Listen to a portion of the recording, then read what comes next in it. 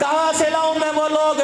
میرے عزیزو اب تو ہر وقت وہ مجھے نظر آ رہا ہے جس کی گرمی کی وجہ سے نماز چھوٹ رہی ہے، اب تو مجھے وہ آدمی نظر آ رہا ہے جس کی میرے عزیزو کاروبار کی وجہ سے اللہ سے ملاقات چھوٹ رہی ہے۔ کل نفس ذائقۃ الموت، آدمی کی ساری کارگزاری یہ تیرا میرا میرے عزیزو، اللہ اکبر، آپ کا یہ سارے کا سارا میرا نقشہ صرف 7 گھنٹے کی دیر ہے۔ گرمی کے موسم میں کوئی صبح جس کا انتقال ہو جائے، اللہ اکبر، فوراً میرے عزیزو اعلان ہوتا ہے، حضرات ایک ضروری اعلان سنیے، تیاری کر لو، کام پر نہ جانا، شہر سے باہر نہ جانا، کاروبار کرنے نہ جانا، سارے کے سارے سلا والی میں رہو، اب ایک اور آدمی کو تم نے اٹھا کے قبر کے اندر چھوڑ کے آنا ہے۔ 2 گھنٹے کے بعد دوسرا اعلان ہوگا، جنازے کا اعلان بعد میں کیا جائے گا، 2 گھنٹے کے بعد دوسرا اعلان ہوگا، جنازہ اتنے بجے اٹھایا جائے گا، وقت کی پابندی کیجئے، اللہ اکبر، یعنی بیٹا کہہ رہا ہے کہ 1 منٹ زیادہ نہ ہو، میرے باپ کو اٹھانے میں دیر نہ کرنا، اللہ اکبر، اب تنگا مت بدنگا مت، ہمارا باپ کاروبار کا نہ رہا، ہمارا باپ پیسے کمانے کے قابل نہ رہا، اب سارے کے سارے آؤ، میرے باپ کو اٹھا کے قبرستان کے اندر چھوڑاؤ۔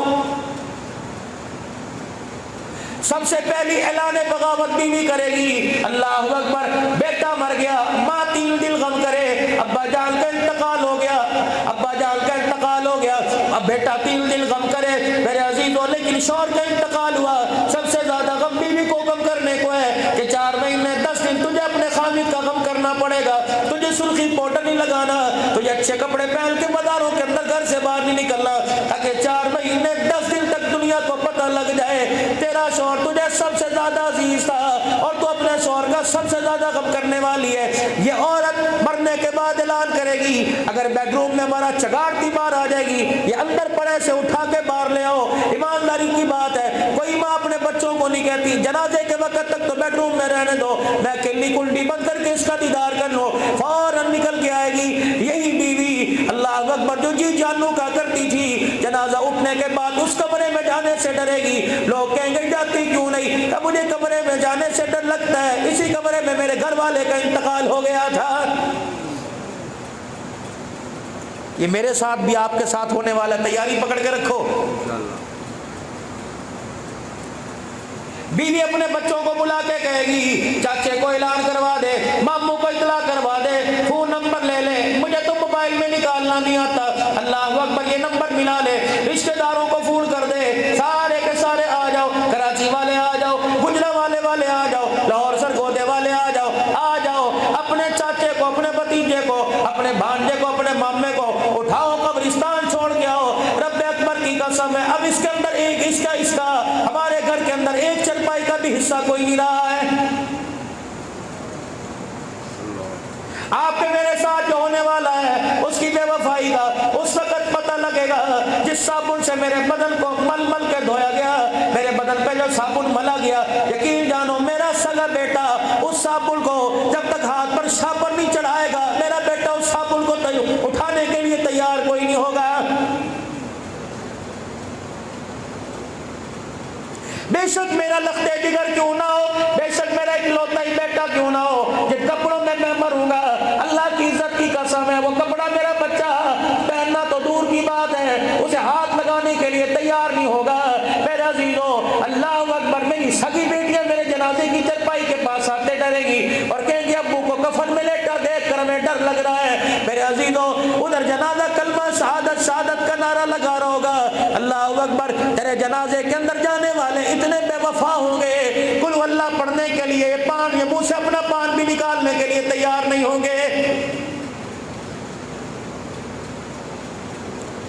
اول تو لوگ جان بوجھ کر میرا عزیزو جنازے میں نہیں آویں گے اور کہیں گے بہانہ لگا دینا، بیوی کہے گی جگری یار ہے کوئی بات نہیں بہانہ لگا دیو، اس گرمی کے موسم میں بھلا اس نے کوئی مرنا تھا، بھلا اس گرمی کے موسم میں مرنے کی کیا ضرورت تھی، تیرے سگے تیرے جنازے میں نہیں آئیں گے، اگلے دن یہ چودھری بن کے آئیں گے، ان کے لیے تجھے منرل واٹر رکھنا پڑے گا، ان کے لیے گو تکیے رکھنا پڑیں گے، ان کے لیے تجھے سفید چادریں بچھانی پڑیں گی، ان کی تعزیت کے لیے آنے سے پہلے تجھے زرد پلاؤ کا انتظام کرنا پڑے گا، یہ کل اللہ نہیں پڑھیں گے، اللہ کی عزت کی قسم یہ سورہ فاتحہ نہیں پڑھیں گے، یہ سورہ یاسین نہیں پڑھیں گے، بلکہ صرف اس طرح کے کہیں گے سرور صاحب اللہ دا حکم ہے، شیخ اکرم دنیا سے جائے گا کہیں گے پیر جی اللہ دا حکم ہے، پیر جی کہیں گے ہاں جی ہاں منیا منیا، اس برادری دیگے کی دیگے خالی کر کے چلی جائے گی، ان میں سے کوئی بھی ایک مرتبہ سورہ فاتحہ 3 مرتبہ سورہ اخلاص پڑھنے کو تیار نہیں ہوگا۔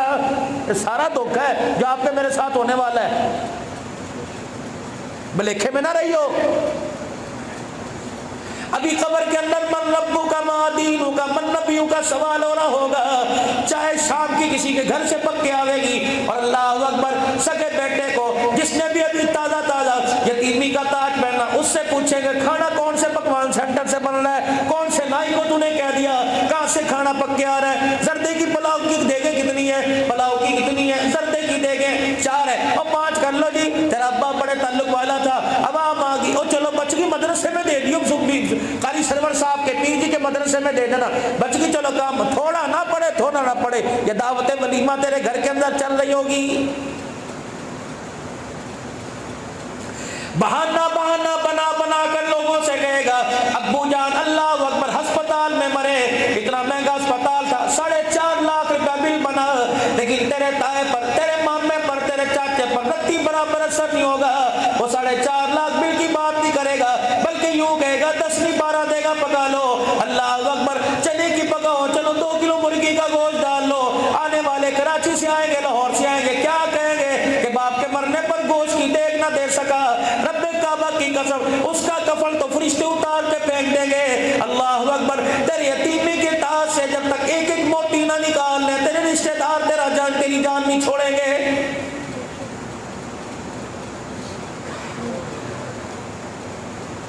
برادری کی برادری بیٹھی ہوگی، 24 گھنٹے کے اندر کسی کی زبان کے اوپر قل اللہ نہیں آئے، یہ عبد الحنان بھی کسی کے مان میں نہیں پڑے گا، فون کرتے رہیں گے، اول تو میرا عزیز ہو یہ رابطہ نہیں کرے گا، پھر کہے گا ہاں جی سفر بڑا لمبا ہے، آپ کو پتہ پیٹرول مہنگا ہو گیا، اللہ اکبر، کالی مرچوں کا کھاؤ گے یا چٹی لال مرچوں کا کھاؤ گے، اسے اپنے مزوں کی پڑی ہوگی، مرنے والا من ربو کا جواب دے رہا ہوگا، طرح طرح کے تماشے ہوگے تیرے مرنے پر، کوئی چیخیں مار مار کے روئے گا، کوئی دھاڑے مار مار کے روئے گا، اللہ اکبر، کوئی دیواروں میں ٹکرے مار مار کے روئے گا، رب اکبر کی قسم کسی ایک کا رونا بھی تجھے فائدہ کوئی نہیں پہنچائے گا۔ مولوی عبد الحنان اتنی لمبی تمہید مان دی، اتنا لمبا چوڑا ذکر کر دیا، بتا پھر کون سی چیز فائدہ پہنچائے گی، اور میں نہیں کہتا، اللہ کا قرآن کہتا ہے وَأَنفِقُوا مِمَّا رَزَقْنَاكُم مِّن قَبْلِ أَن يَأْتِيَ أَحَدَكُمُ الْمَوْتُ فَيَقُولَ رَبِّ لَوْلَا أَخَّرْتَنِي إِلَىٰ أَجَلٍ قَرِيبٍ، وقت اجل سے آنے سے پہلے، جیب میں سے پیسے نکالنے سے پہلے، بینک بیلنس کی اللہ اکبر، اللہ تیری میرے اسٹیٹمنٹ لینے سے پہلے، تیری چیک بک نکالنے سے پہلے، تیرا پاسپورٹ شناختی کارڈ چھیننے سے پہلے، او بندہ کچھ تیرے سے ہو تو راہ اللہ میں ان ہاتھوں سے اللہ کے راستے میں دے دے، تاکہ تیرا دیا ہوا قیامت کے دن تیرے کام آ جائے، وگرنہ کوئی مسجد کے اندر حصہ ڈال کے چلا جا، کسی مدرسے کا کمرہ بنا کے چلا جا، 4 سیمنٹ کی بوریاں دے کے چلا جا، کسی مدرسے کے اندر آٹے کا تھیلا دے کے چلا جا، یا قرآن کا حافظ اپنے بچے کو بنا کے چلا جا، یا ایسا علم سیکھ کے چلا جا جس علم سے تجھے فائدہ ہو، مخلوق خدا کو فائدہ ہو، نیک اولاد کام آئے گی، اللہ کے راستے میں جو مال چلا گیا وہ کام آئے گا، کہ پروردگار عالم کی راہ میں اللہ اکبر تو نے کسی اولاد کو نیک بنا دیا یا خود ایسا عمل کر لیا، رب اکبر کی قسم اس سے سوا قبر کے اندر کوئی چیز کام نہیں آئے گی۔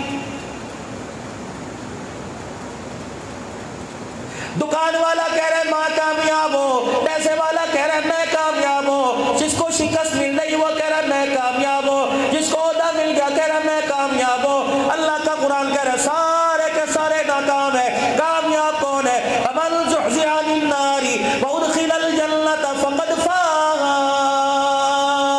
جو جہنم سے بچا لیا گیا اور جنت کے اندر داخل کیا گیا، مجھے میری کبریائی کی قسم وہ دونوں جہنم میں کامیاب ہو گیا ہے۔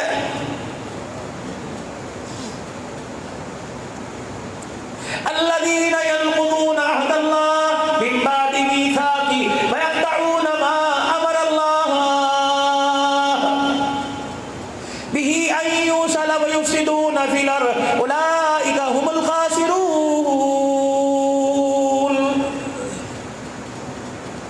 یقین جانو اگر آپ کو مجھے اس کا ترجمہ آتا اس قرآن کریم کے پہلے پارے کی 30 رکوع کی آیت کے اللہ کی قسم محفوظ سمجھ جاتے تو ہم یہاں سے اٹھ کے گھر میں جانا چھوڑ دیتے۔ اگر اس قرآن کی آیت کا حکم آتا تو سن کر اللہ کی قسم آپ کا میرا کلیجہ پھٹ جاتا۔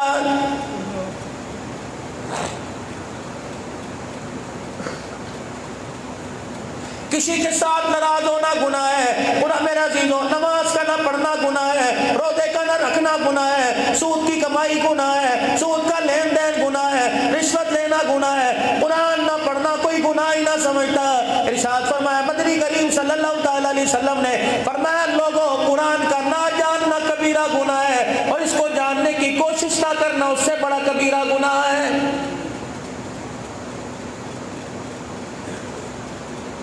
کسی کی قرآن خوانی پر جا کے دیکھ لو میرے عزیزو، سینکڑوں کا مجمع ہاتھ پر ہاتھ دھرے بیٹھا ہوگا، کسی کو کہیں سپارہ پڑھ لو ہنس کے دکھائے گا مجھے تو پڑھنا نہیں آتا۔ رب کعبہ کی قسم یہ ہنسنے کی بات نہیں، بہت بڑی بے شرمی کی بات ہے۔